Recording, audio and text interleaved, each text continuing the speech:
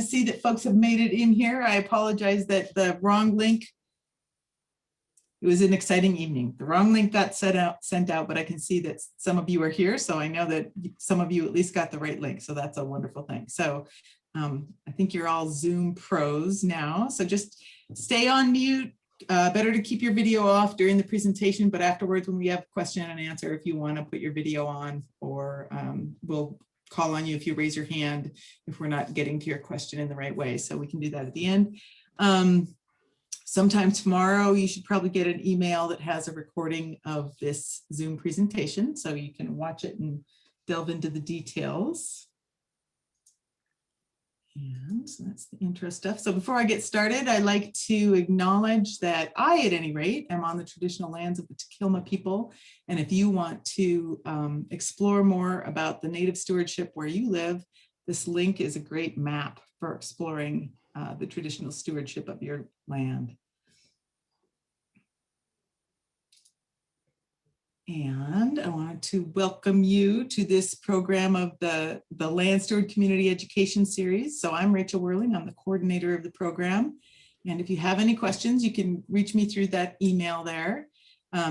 This series of classes is put together with all volunteer effort. These are ideas that come from our group, and volunteers help us coordinate the programs. And then we have lots of volunteer educators who come and join us, like Shavon this evening. So a couple of upcoming classes.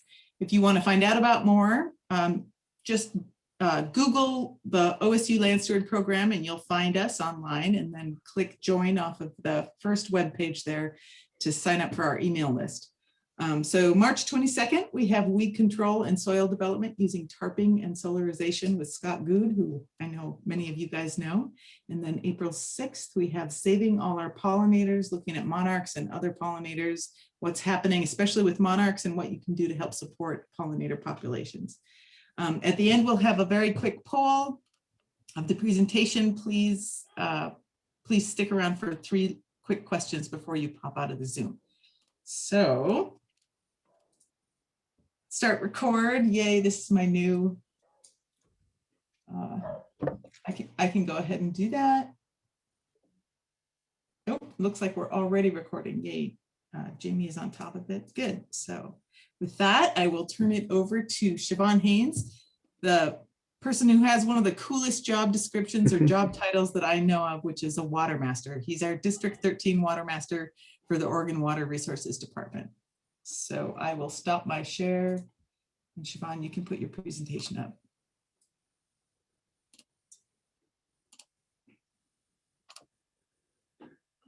All right, so does that look okay?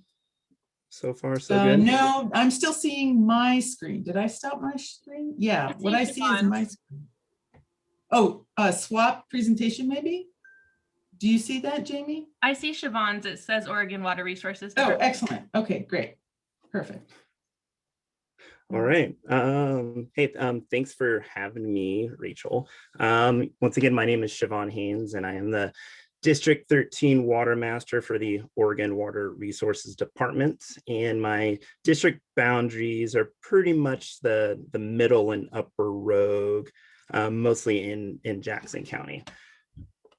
And so today I'm just going to go over, do a brief overview of water rights in Oregon and kind of the role of the Oregon Water Resources Department. Briefly discuss about what is a water right, water availability, some exempt uses, and definitely the most important part I think at the moment is the current water supplies. Kind of where are we at? Look at the drought status and look at some of the reservoir supplies. So to start, all water in Oregon is considered public water. So it's the department's job for the Oregon Water Resource Department is to do the best we can to manage that water so it's available for all different uses. And so when we talk about sources of water, we go with surface water. So of course that's water on the surface, and then groundwater. That's generally water below the surface. That's mostly appropriated through wells or sumps. So the Water Resource Department is broken up into 5 different divisions. And the division that I currently am in is in the field services. And so we do most of the water distribution. We deal with well construction, compliance, hydrologic data collection. And, we get to go out and meet a lot of different folks. So, our mission statement, of course, is to serve the public by practicing, promoting responsible water management through 2 key goals. We do the best we can to address Oregon's water supply needs and to restore and protect stream flows of watersheds. That second statement is kind of something that we've been doing a better job of as of late. I'll kind of go in that in a little better detail farther in the presentation. So most of everything that we do is based on the 1909 Oregon Water Code. There's 4 different provisions as shown here. Water has to be beneficially used without waste. Every water right has a priority. That priority date is when someone initially applies for a water right. So what's very unique about water rights west of the Mississippi is you get a first in time, first in right. So if your priority date is older than someone else's, you generally have priority over those individuals. Every water right, there's a pertinency. It means every water right, it's attached to a specific piece of land. You can't move your water right to different locations just because it's tied to a specific part of the property. And the water right must be used. It must be used at least once for its beneficial purpose over a 5-year period. So kind of a historical perspective. The department first started with a state engineer, then it became part of the Water Control Board. And there's been many different changes over time. Initially, for our department, we did a really good job of issuing water rights. And so in the early days, if you wanted a water right, pretty much anybody who applied could get a water right. One thing that we like to note is that, we reserve the right to get smarter. And some of these advances were, in 1955, the department started managing groundwater. Prior to 1955, there was no real code to manage groundwater. Some other things were in 1987, it was in the Instream Water Right Act came into play. Before then, there really was no reservations for in-stream water rights. 1989, the water allocation policy, we revised how we issued water rights, came up with models to determine how much water is available, and use those tools as a driving force of how we issue new water rights and start planning for the future. And what I find interesting about this image is the different stacks of water laws. In 1916, the stack of water laws is pretty short. And then over time, as we generally get smarter and have different provisions, we have a larger stack of rules that help us manage the water in a better way. So what does a Watermaster do? So what I do a lot is I enforce the water laws. We do a lot of safety dam inspections for well safety. We do a lot of stream flow measurements. We can't really know how much water is out there without out there physically measuring water. And we provide technical assistance and education opportunities such as this one. Oftentimes, we help people answer questions if they have for different applications, research water rights for prospective buyers or folks that are looking to apply for newer water rights. We regulate in times of shortage. If there's not enough water to satisfy all the needs of the water right holders, we have to go out and do the unfortunate part and at times turn water off to water users that have that junior water right. Generally, most of the senior rights were for irrigation.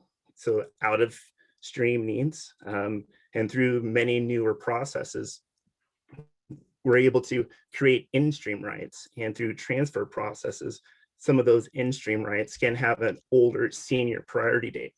To this day, the majority of the regulation that takes place in Jackson County, the driving force for those are in-stream water rights. And so those are water rights that stay in stream for, fish enhancement, excuse me, and recreation.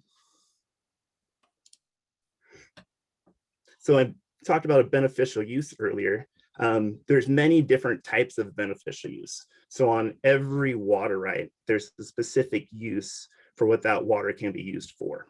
The most common one is irrigation. And so that's, using water to promote plant growth. Industrial uses, also some uses for drinking water, municipal, and what's becoming more and more popular are in-stream flows. And so that's water, like I mentioned before, for to stay in the stream. It has a priority date, it's protected, and those uses could be for like fisheries enhancement, recreation, those types of things. So in order to get a water right nowadays, we go through the permit system. So first somebody makes application, and so with that application, as soon as it's received by the department, you get a priority date. And with that priority date, that gives you priority over anybody else that applies after you. So in times of shortage, when we do regulation, we regulate based on priority date. So if that application goes to permit, and then you have about 5 or 6 years to kind of perfect or figure out everything that you wanted to do in your application, and then it goes to a certificate. And then once it gets a certificate, all you need to do at that point is make sure you use your water right in the conditions that are listed on that certificate. So there's different components of a water right. So on each water right, there's going to be a source. So that source is either groundwater or surface water. That beneficial use, which I mentioned before, like could be irrigation, in-stream use, domestic use, those kinds of things. And each water has a season of use. Typically in the Rogue Basin, the season of use for irrigation is April 1st to October 31st. And so that's really important to look at that season of use for your irrigation. So here's just a quick little image of a typical water right. It has the source. So this source here is listed as a well in the Rogue River. So that's a groundwater right. The season of use on here is from April 1st to October 31st. The priority date from when this person applied for water right is March 7th, 2003. And it gives a location of the well, so the point of appropriation, and the pertinency. So it lists in the township range and section and quarter the amount of acres that can be irrigated under this water right.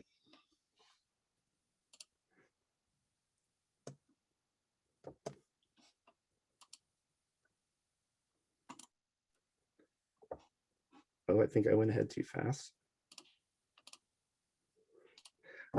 Sorry about that. There are some uses of water that do not require water right.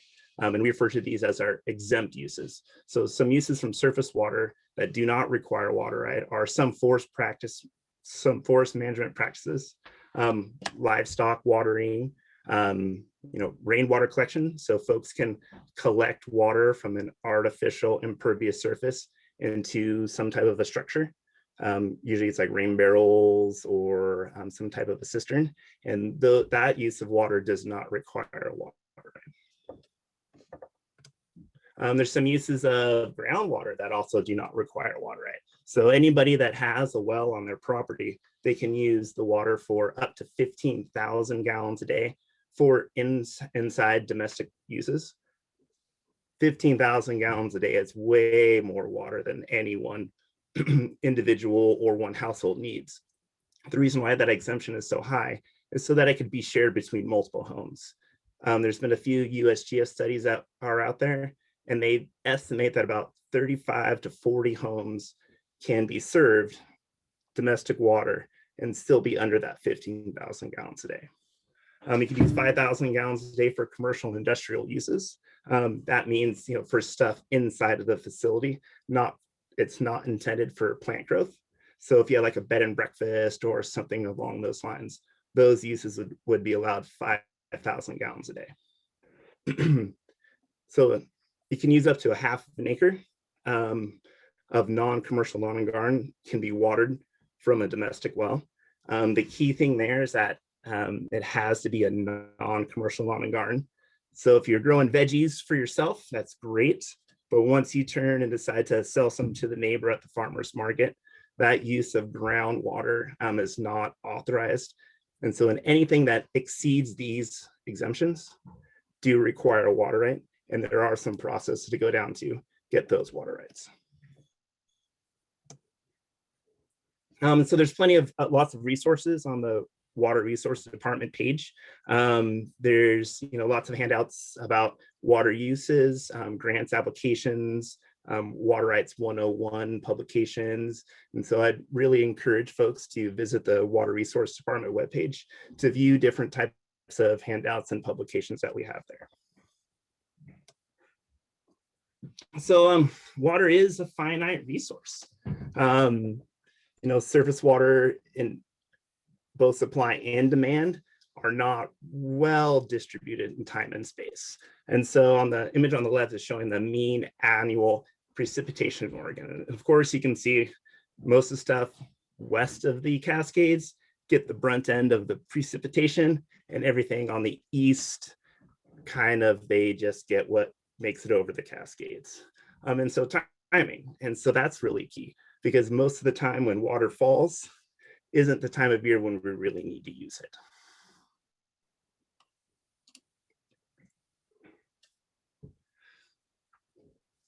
And so this is just kind of going over the water supply is not shared equally, because the prior appropriation doctrine, having a water right doesn't necessarily mean that you're going to have water guaranteed throughout the entire season.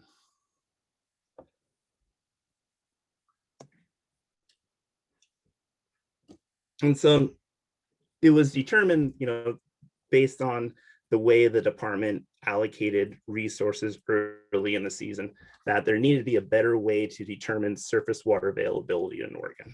And so in the state legislature in the 1989 made the decision that the department needs to do a better job of kind of quantifying and determine water availability in order to make it a driving force in the way that the agency issues its water rights. And so based on that policy, the department came up with kind of two exceedance measures. What they determined is that at an 80% exceedance, which means water that would be naturally occurring at 80% of the time, that's the water that would be used to determine water that would be available for most out-of-stream uses. And those out-of-stream uses, majority would be irrigation uses. And then a 50% exceedance, so water that would be naturally there 50% of the time, is what the department would use when allocating water rights for storage. So there would be water rights for something that would go into a pond or a reservoir.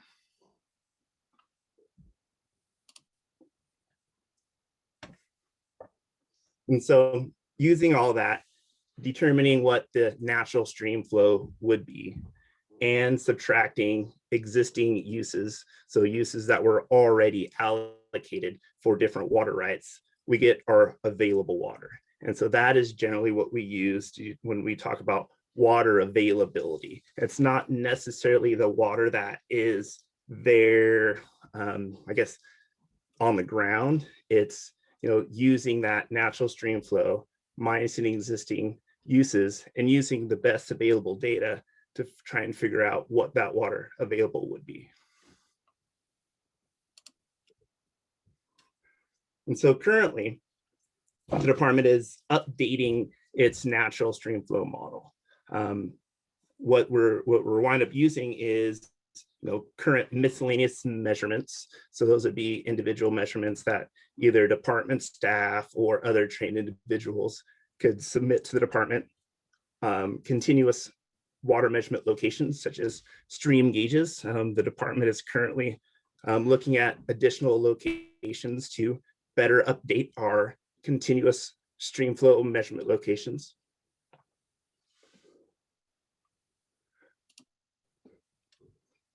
So this is a little snapshot showing water available during the winter months. And so before, when I talked about the exceedance, so this is showing water that's available at the 50% exceedance or available 50% of the time.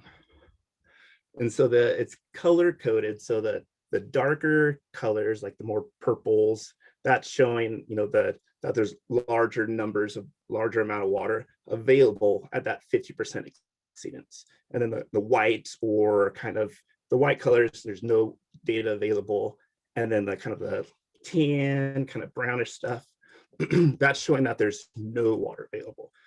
So you can kind of look at in the Rogue Basin, there are some areas that are brown or that tan color, showing that even in the winter months, at that 50% exceedance, the model is showing that there is no new water available in the winter months for storage projects.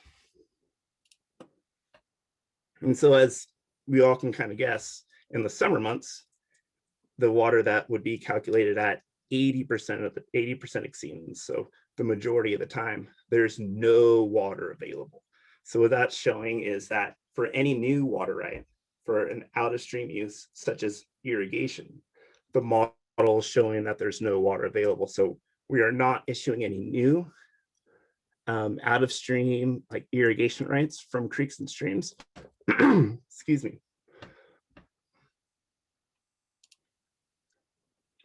And so this image is just showing the amount of stream flow record that the department has. We have some record going all the way back to 1930, and the majority of the graph is showing that that blue color. So that's saying that we have actual published record. And this is also kind of showing that we're starting to create a little bit of a backlog. So as time goes on, around year 2000, we're starting to see more like a brown color on top of that blue. So we're having more data that we're collecting, but it's not being published. And so we currently have a little bit of a backlog with publishing that data. But as we publish it and get it finalized, we're going to be able to kind of update these water availability models to try and show that whether or not, are we having more water or less water, to help demonstrate whether or not we are experiencing some type of a climate change. Some other kind of tools that the department is using to to kind of help determine water consumptive use is they're using some remote sensing.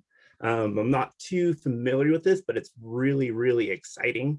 The department's able to use some this satellite imagery that's been made available through NASA and the USGS to look at crop wetted areas to help determine on a more of like a near real-time basis how much water is being used and where that water is being applied.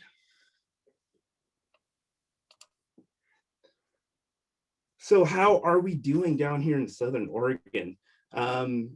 We get the department works with many different natural resource agencies to put out a drought monitor.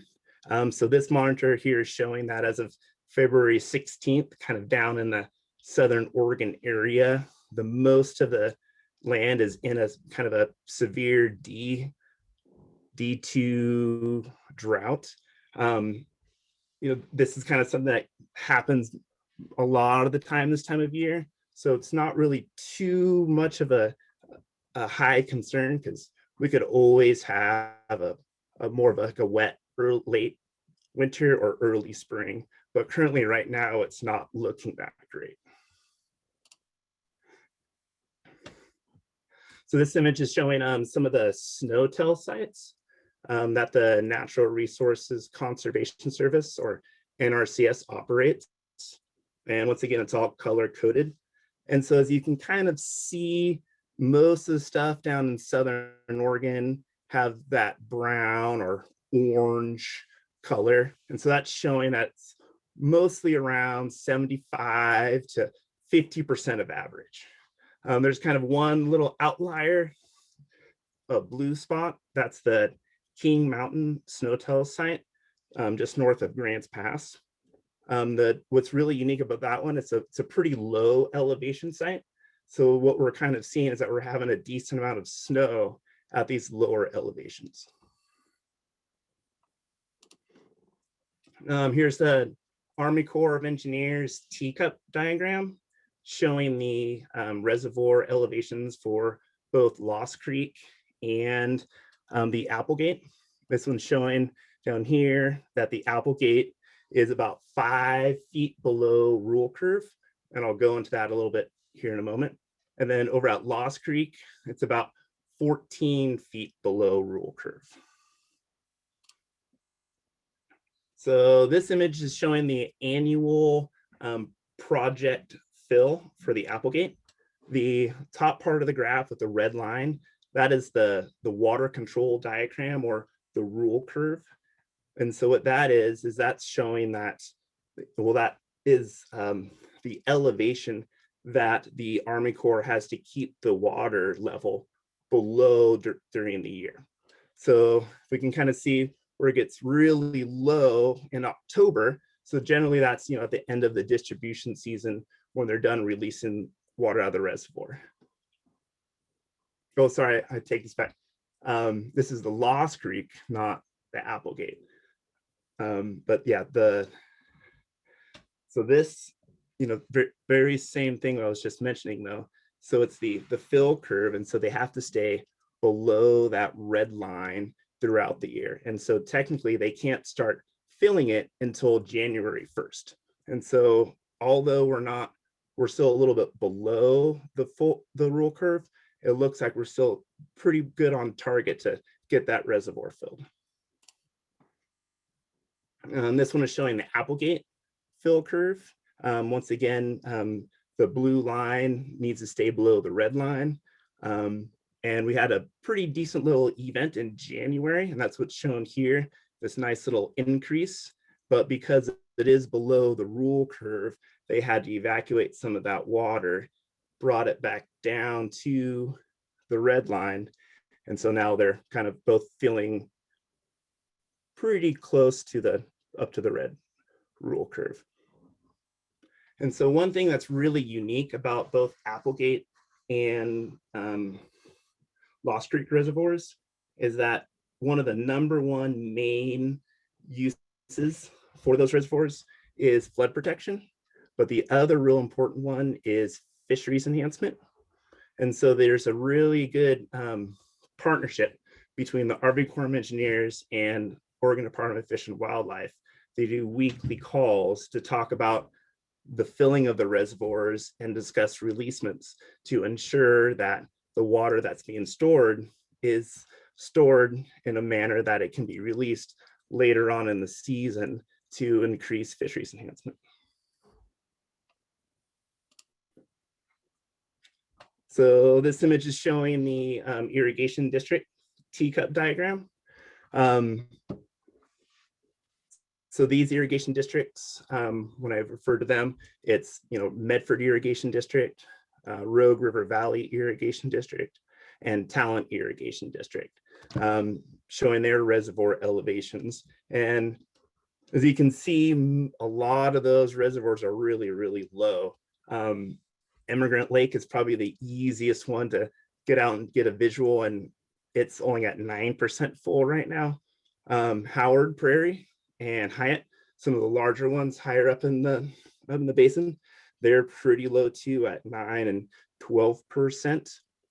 These reservoirs, they really rely on snowpack, or that melting snow, to fill, whereas Lost Creek and Applegate, they really rely on the water wet precipitation to fill. These reservoirs, with an exemption of immigrant, are higher up in the basin, so around 5,000 feet, whereas Applegate and Lost Creek had a lower elevation. So another good source to check out some, water information is the Oregon Water Resource Department webpage. We have a series of stream gauges there that help show the different water levels at those stream gauges. We don't only have gauges that are operated by the Water Resource Department. We also have the gauges displayed there by the Bureau of Reclamation, gauges by Army Corps of Engineers, and the United States Geological Survey. So it's a pretty good one-stop shop to look at all the stream flow data in Oregon. We also have a good groundwater mapping tool, even though it says Groundwater management tool, but it is a groundwater mapping tool. And so this is showing all of the different little locations throughout the Southwest, or mostly Oregon, Jackson and Josephine County, where we do have some groundwater level data. The blue little icons are actual well nets or quarterly monitoring stations as the department goes out and measures. So if you click on one of the icons, you can get a little hydrograph showing all the water level measurements. This hydrograph here is one I really like to show. It's a well over by Immigrant Lake outside of Ashland. And this location, we kind of see this down trend of water level, and then we get a pretty good winter and it pops back up, and then we got a nice little decline, then it pops back up, and it's kind of looking like we get like every 10 years we get a decent little amount of precip, and it makes those water levels pop up.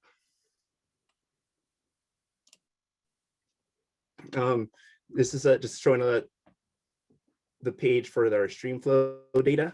And here you can see there's some USGS gauges and some other gauges that the department operates. And so if you click on one of these station IDs, you get a little hydrograph showing the stream flow data for those locations.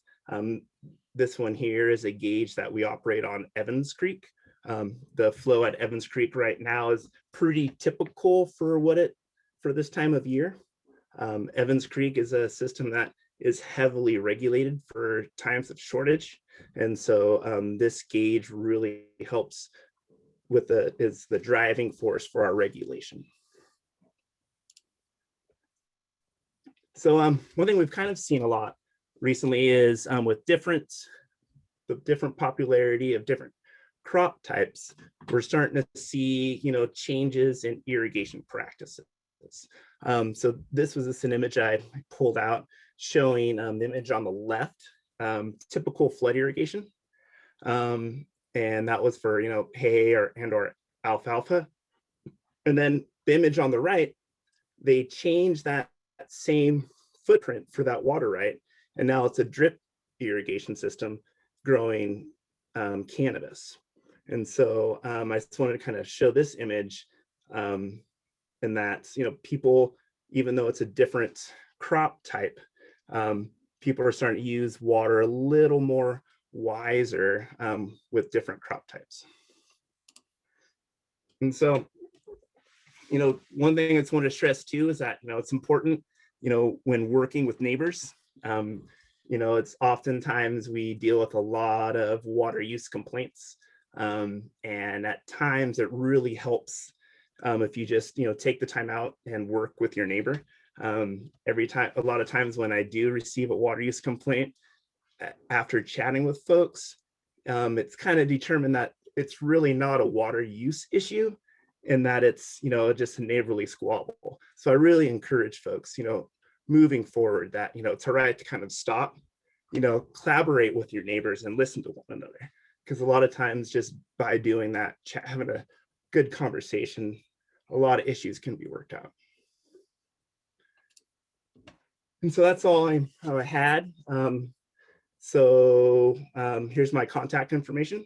If if anybody has any questions after today, feel free to send me an email, or there's my phone number. That is my mobile phone.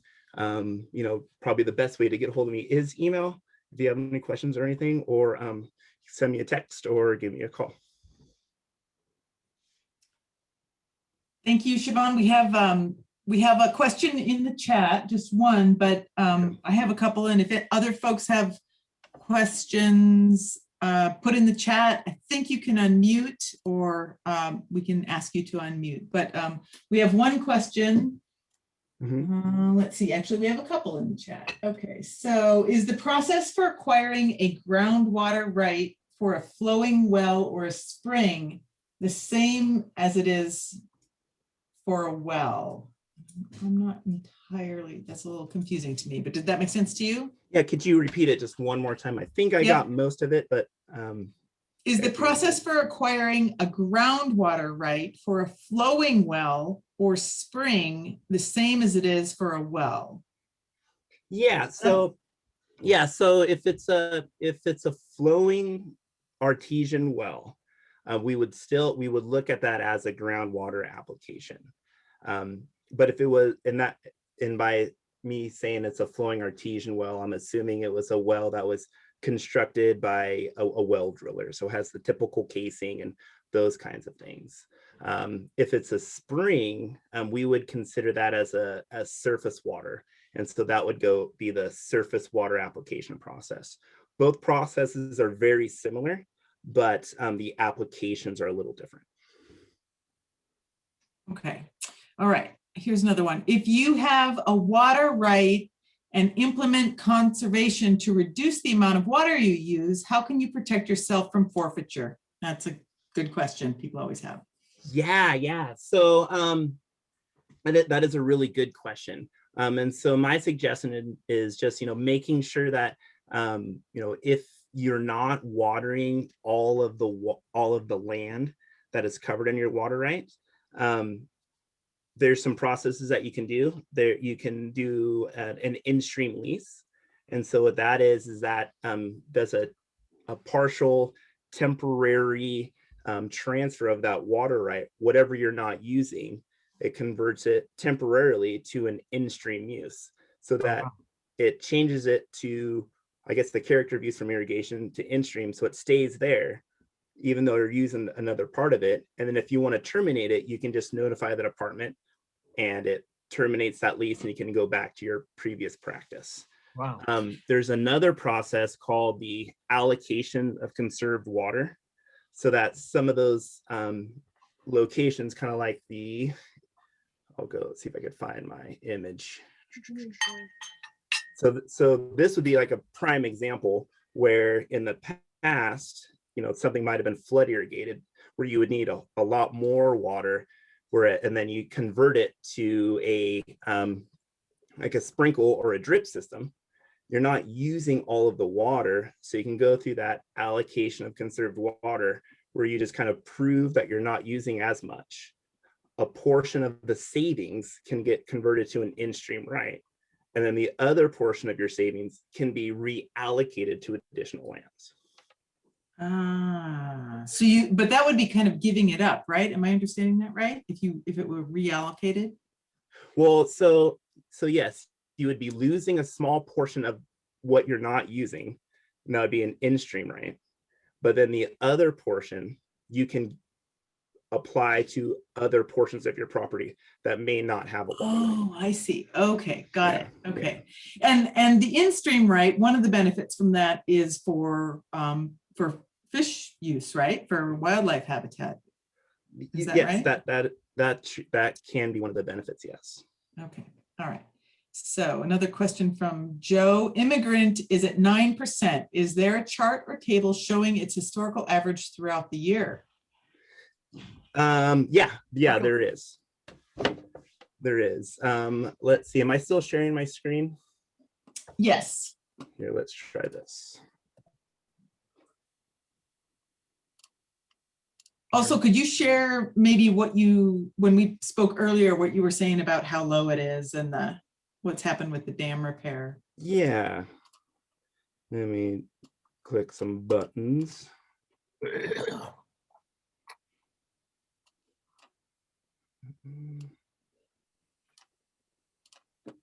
Usually.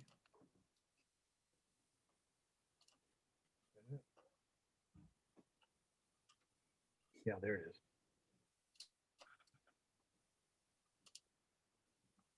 No, that's great. So we can go to here and then we could look at immigrant. This is last year.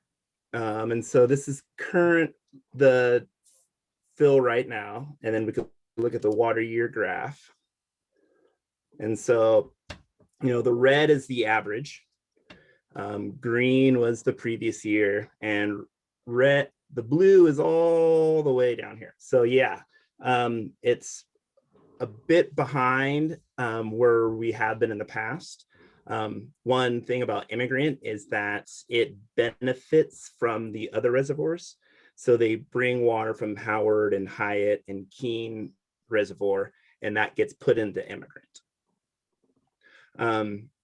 One reason why these reservoirs are so low is a combination of course, poor water years, but then also there were some seismic retrofits on those other reservoirs that store more water. And because of that, they had to lower the pool elevation to do those adjustments, but we just haven't had the water that we normally have in the winter months to get those filled up. Could you estimate like what percentage of that low level that we're seeing is due to those hydro retrofits and what percentage is due to a low water year? Just really Yeah, roughly? I don't Okay. know what that would be. No, but Okay. it's just kind of really bad timing. Yeah. Okay, another question. From Sean, how does the OWRD monitor the 15,000 and 5,000 water use? So from your domestic well. So with many things with the department, it's kind of on the honor system. And so we really hope and count on individuals that they're doing the right thing. If there is ever a concern or an issue, we do make site visits and follow up on things, but generally it's pretty hard for somebody to exceed the 15,000 gallons a day for domestic use. But if there is an issue, we have the authority to require measurement devices or meters on wells to help monitor compliance with those exempt uses. It's very rare that we do that, but we have done it in the past. Right, and that gets back to that neighborliness thing, doesn't it? I think a lot of things are reported by neighbors, right? That is true. That is true. We really rely on the public. Like if they see something, speak up, and let us know. If people want to submit a complaint, things they can be confidential.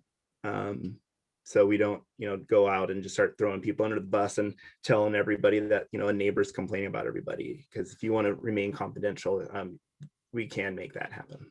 Okay, that's great. Jamie asks, what is the difference between an artesian well and a spring? Well, so it's my understanding that when we look at something that would be considered a well, there's some type of well construction that took place, so that a well driller went in, constructed a well, put in casing to encounter groundwater at a lower elevation. Whereas a spring, it's a naturally occurring rise in the water that's flowing on the surface. So generally, when somebody constructs a well, they are drilling down into the ground, finding some type of a confining layer and releasing that water that's confined in that under that layer to pop up and come up to the surface. Okay. So if a spring just comes up naturally, is that called an artesian spring? We just normally would just consider that a spring. Okay, right. Okay, here's another one. Please post how we can lease water back in the follow-up email. So we'll try and get that information from you. Okay. Contact. Okay, what are the rules for creating bulge ponds? I think he says bilge, but I think he means bulge, that don't use the water but divert its availability for part of the season.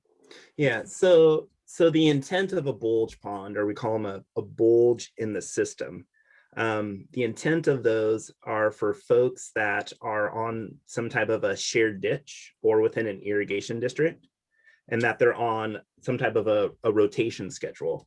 So the way that works is if you're on a jointly owned ditch, and so if everybody took water from the ditch at the exact same time, there really wouldn't be enough water to make it to the end.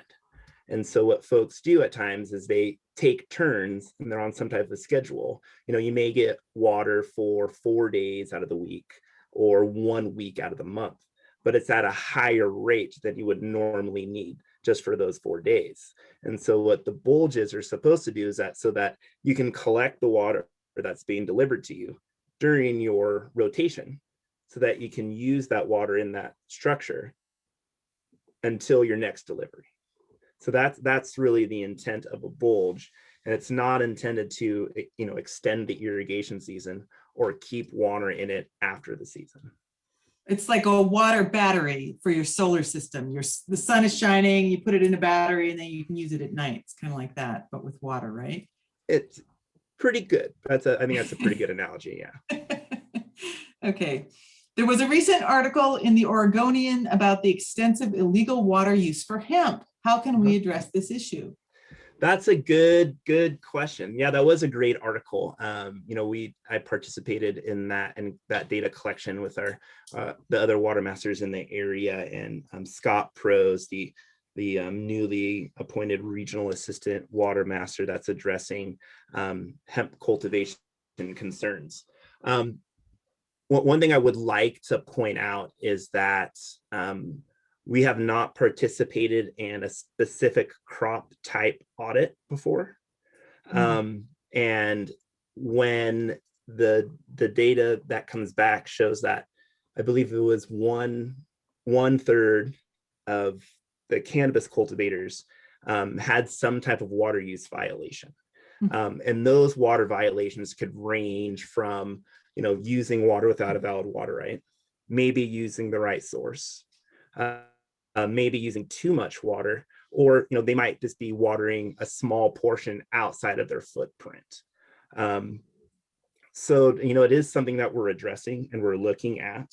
But I think the message of that there's some water use violators out there necessarily shouldn't really be directed specifically towards cannabis cultivation, because we haven't really done a crop specific audit in the past. Interesting. And then there was another clarification about the bulge pond. If a bulge pond is filled from an agricultural well, must the pond be drained at the end of the season? Yes, I guess would be the quick answer. Yes, so that they could keep water in the bulge as long as it is within the guise of what is authorized in the water use permit. So as soon as the season ends with the water use permit, that water use in that bulge needs to cease as well.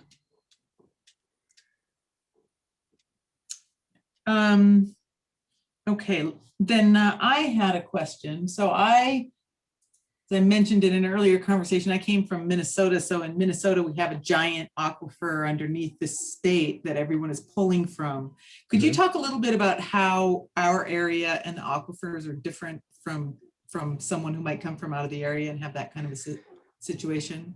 Yeah. The groundwater source here is kind of described as a fractured bedrock system. So there really isn't a large aquifer under the ground that is this big reservoir storing water.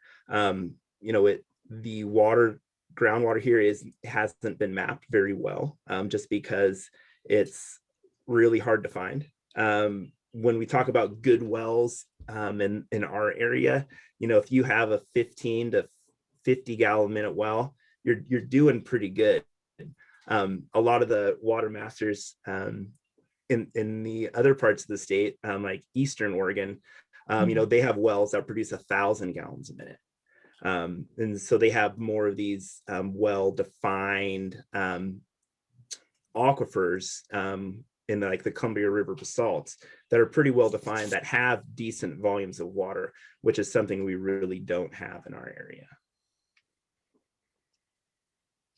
Okay, let's see. So here are another couple of questions. If you have a stream that ODFW declares to be non-fish bearing, what kind of water use is allowed and what needs to be, quote, registered with a water right? So regardless of what ODFW fish bearing is, any water use from that stream requires some type of a water right. Unless it is some of those exemptions that I briefly discussed. And some of those exemptions would be stock watering. And pretty much that would be the only one that would really be applicable, would be just be that stock water authorization.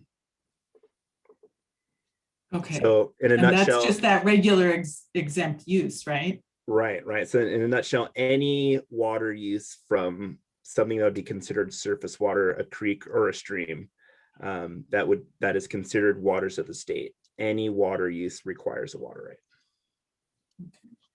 Okay, here's another question for TID. How is the snowpack looking this year? So that low immigrant lake and. Yeah, so I believe it's right now, based on the most recent precip monitor, I believe it's about 65% of average. It'll be updated again the first week of March. And so I assume that'll be pretty much about the same, because I don't think there's any significant precip in the recent forecast. Okay. Here's a good question. What about berms on a slope where there is no creek, but there is some channeling? Is there a permit required or a size limit, hoping to slow water, not capture and use? So kind of directing it, but not using it. Yeah. So something like that, we really have to take a look at what is the intent. And so there are some on-farm practices that are intended to slow down the water, maybe to prevent erosion or something like that. Generally, those uses don't require water rights because there is no beneficial use. So generally, there's like a 3-part test that we have to take a look at as guidance when trying to determine, is a water right required? One is there a control of the water? 2 is there a beneficial purpose? And 3, is it considered waters of the state? So those are like the 3 questions that we ask ourselves when we're evaluating certain situations to try and help determine, is a water right required? So to kind of clarify, I'm thinking of sort of infiltration swales, right? That you might just do to just sort of help recharge the groundwater. But when we say beneficial use, is that kind of a consumptive beneficial use? Well, I mean, so in the beneficial uses that we generally have are like irrigation, like domestic, recreation, storage, power generation, aesthetics, those kinds of things.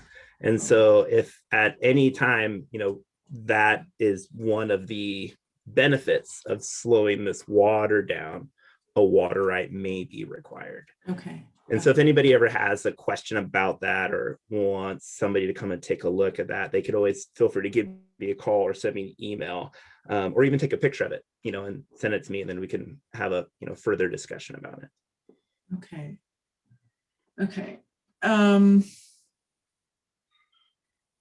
I'm thinking of low impact development, just swales like a rain garden. Yeah. Well, yeah. Like, so like, That- so we kind of So you'd need think a of, permit for it? well, not necessary because it's not a total control and storage of the water. It's just to slow it down. And so Okay. a lot of Okay. times what happens is like, like one thing I can kind of picture is on the South Medford interchange on the right side. When they put that in, there's this kind of large depression there that fills up, that they channel all the runoff from into that depression. And it's not really there to keep water in it. It's just to slow it down before it goes to the creek or the stream. So it's kind of like a sediment retention facility. So okay. Or promoting infiltration into the ground. It sounds like that's okay to do. That's my understanding, yes. Okay. Okay, here's a question. That was a good question. As wildfire danger increases each year, would there ever be a situation where you could keep water in your bulge pond beyond the season in case of fire? So using water to put out a fire is one of those exempt uses. But unfortunately, storing water in preparation for a fire is not. So those types of situations do require a water right. That we were working with many landowners throughout this wildfire season, especially when there were fires, working with them to kind of keep water in their bulges because there was a fire nearby. But storing water in preparation or in response that there may be a fire, that type of water use does require water right. So if somebody does have a bulge pond and they want to be able to keep water in it outside of the irrigation season, there is a process that they could go down to try and apply for storage right. But it is an application process, and water availability is taken in consideration during those processes. So did I remember right that often the irrigation season ends October 1st, but fire season might not end until a few weeks into October, right? Yeah, correct. Okay. As Watermaster, are you anticipating the need to change any policies or practices in the future as a result of climate change? So our department always says, we reserved a right to get smarter. So I do see things changing. I do, because my short time with the agency, I've seen things change already. So I do see the opportunity for things to be adjusted a bit. One thing that has been a pretty hot topic is adjusting the irrigation season. A lot of folks are still needing to use water, outside of that typical footprint for traditional agricultural purposes. And so that is something that has been discussed. So those conversations are being made. And so I do see some changes happening, but I'm not sure exactly what those timeframes would be. I was kind of watching some of the things about the Zoom here, so I'm not sure if you mentioned it or not, but I know that one of the questions we always get is about a spring. If I have a spring on my land, when can I use that? Do I always need a right for that, or what? How do we delimit whether we can use a spring? Yeah, so that's a good question, because some springs can be considered exempt from the water right process. And so when we look at that kind of that three-part test, is there beneficial use? Is there control of water? But then the third one, is it waters of the state? And so one of the things that we look at to determine is something waters of the state is that, does it flow off of the property in a defined channel at any time of the year? And so if a spring has sprung on your property and doesn't flow off of it at any time of the year in a channel, then that use of that water is exempt and does not require water right. So there's been many situations where somebody would give us a call, we'll go out and evaluate a spring to try and determine if a water right is required or not. And if it's not, generally we write them a letter and create a map so they have some documentation in case the spring changes in the future. So I guess in a nutshell, it's, does the spring produce enough water to flow off the property? And if the answer of that is yes, then a water right is required. And if it's no, then it doesn't require one. And I think Jamie has one from Stan earlier that I might have missed. Yeah, great presentation, Shavon. It's been really interesting. Stan had a question a bit earlier on, wondering, he mentioned there was a recent article in the Oregonian about the extensive illegal water use for hemp. Mm-hmm. Do you have an opinion about how we can best address this issue? So we kind of talked. I think we did get that one, but we did. if you have any more but thoughts, yeah. but an easy way to address it is increase the number of field staff going out and making site visits for water users. So there's one Watermaster that covers Josephine and Curry County, and he has a part-time assistant there. There's one Watermaster that covers Douglas County and Coos County. I'm the Watermaster in Jackson County, and I have a part-time assistant. I have a full-time assistant, and then there's two other assistants that are shared within the region. So roughly there's 7 people to do site visits on every single water user in Southwest Oregon. And so there's definitely not enough people to do true audits and or site visits to verify that everybody's in compliance. So I guess the quick answer would be just, let us hire some more field staff to make site visits. Right. Yeah. Okay, here's another question. Do you need to file for a water right use on property if you receive water from an irrigation district? So do you need to file for a water right if you are using irrigation district water? Yeah, so it sounds like, so do you need to file for a water right use on property if you receive water from an irrigation district? So it sounds like something's happening on their property and they're wondering if they need to file.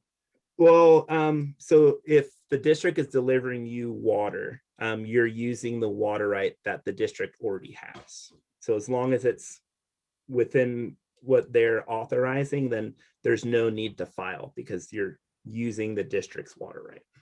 Okay. But if it's something in excess of what their water right is, then yes, you would need to.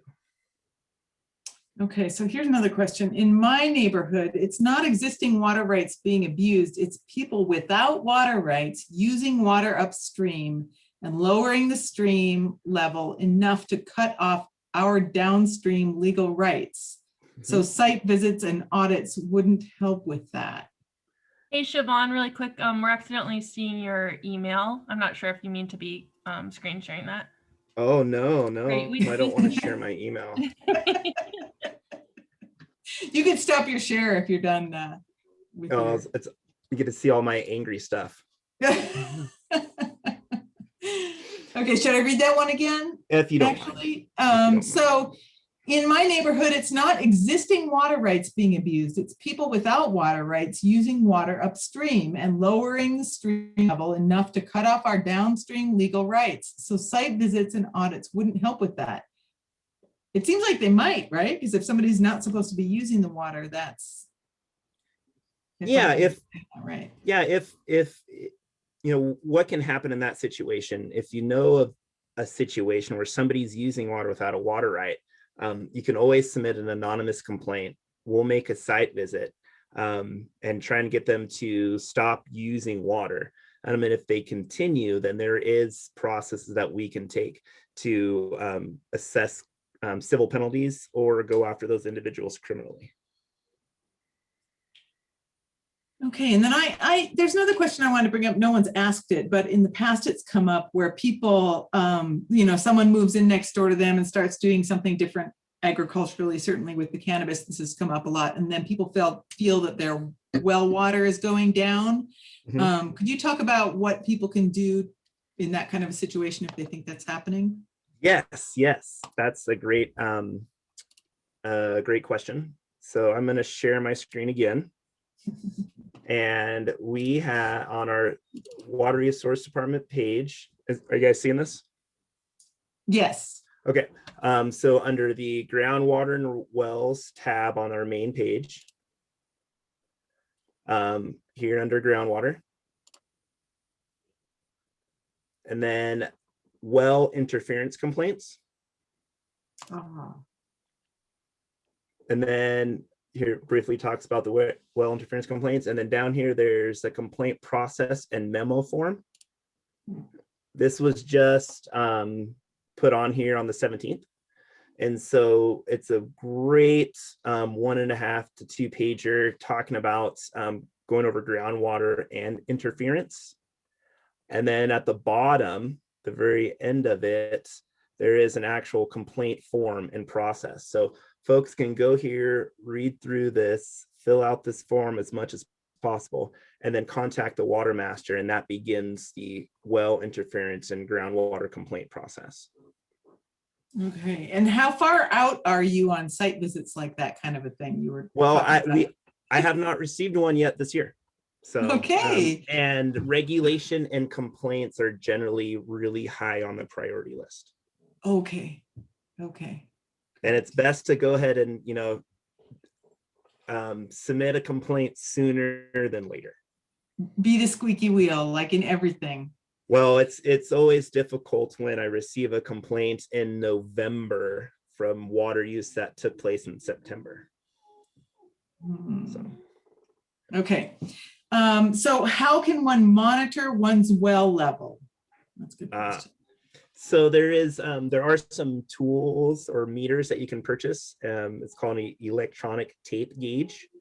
So it's this little contraption that you can drop down in the vent tube of a well to measure the static water level.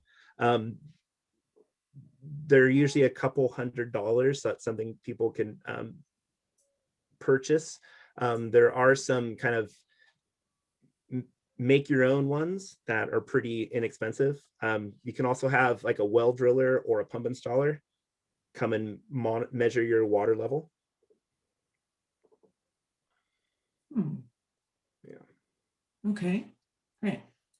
Okay. What could you say that name one more time? What that? It's an electronic tape gauge, or an ETG. ETG. Okay. All right. Well, I think I'm running any more. I want to give folks time for questions. This is really great to have the Watermaster on tap, so to speak, to answer questions for us. And I think I've asked most of the questions that come up frequently in our programs. Okay. Stan, I saw Stan Dean was out there and he was filling in some good questions. But this has been really informative, Shavon, as always. It's really good. And I'm glad to have this on tape as a resource for the future too. It's good. Good. A lot of what you said in the beginning really would be applicable in other areas, wouldn't it? Just kind of those general water rights in Oregon.